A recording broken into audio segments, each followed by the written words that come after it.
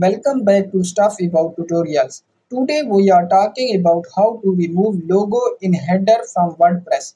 Why would you want to know how to remove logo in header from WordPress? Well, maybe it is your first time using WordPress and not sure how to remove logo in header from WordPress.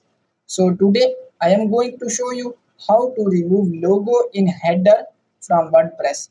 Check video description and I will try to leave the written instructions. Removing the logo in header from WordPress is quite simple and easy to do, and the process is same for all devices. Let me show how you will remove the logo in header from WordPress. First of all, open WordPress in your Chrome browser, and now here is my WordPress home screen. And then move your mouse cursor to appearance in the left menu and then click on customize. Now in this screen click on site identity and then in logo section click on remove and your logo has been removed. Now just click on publish.